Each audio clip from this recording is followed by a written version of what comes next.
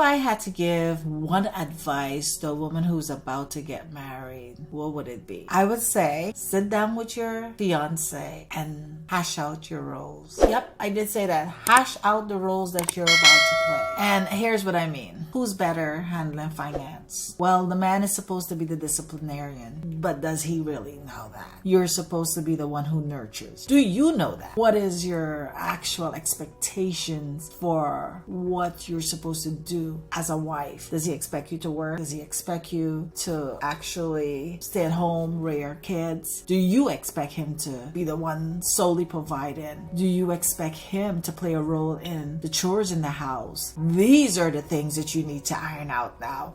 I mean, when I tell you love have enemies, I mean they are everywhere. They come in frustration, they come in anger, they come in the fact that you said you were gonna do and now you're not doing. It comes in so much ways. Lack of money, it comes in not communicating clearly. So when you are about to say I do, I suggest you sit down and it's the best time because you're both open to actually listen and you want to talk about the role that you play. And if your role is gonna be to work, then that's what you guys establish. If your role is to work and you guys gonna do dinner out 3 times a week and 4 times a week you're gonna cook, they might seem like really insignificant things right now, but after you are busting your butt even and straight, coming home and expected to cook and you are tired and he's not understanding that you can't do it all, and then he's expecting you to work, cook, take care of the kids and screw him, then is when you realize, oh, these are things we should have talked about. And so I would say, sit down and get a piece of paper,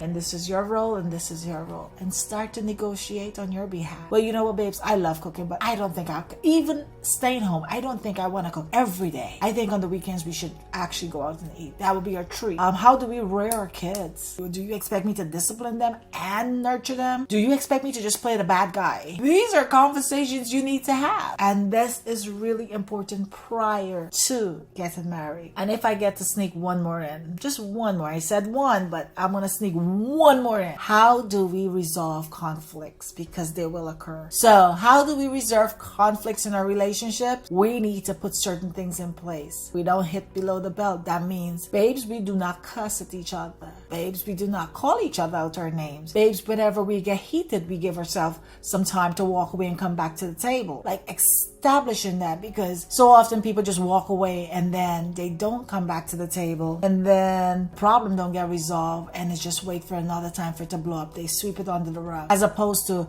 knowing and establishing that that's something that you will do. And babes, do we do a check-in? I mean, when you get married first, it's just like everything is so perfect, right? So do we do a check-in every 3 months? And what does a check-in look like for us? We go out to dinner and we talk about the last week or the last month, and we say, what are the things that we didn't get resolved and if we need to address it now and stuff like that. Those are things that people who are getting married need to really have a conversation around, because those are the things that creep into your relationship after you're in it, and it actually can fracture the pieces of your relationship to a place where you think it's not working, and that's not true. You just didn't prepare for it to work, because life will happen. So my two is figure out what the roles are that you both agree on to play in the marriage, and 2, find a way to have conflict resolution in your relationship. Thanks for watching. I am Michelle Cumberbatch, your relationship coach. Now, for more content just like this, make sure to click and subscribe. Follow me on all my socials. And guys, that bell, click it and you will be notified whenever I drop something new. And that's twice a week. Like and comment. Thank you for watching.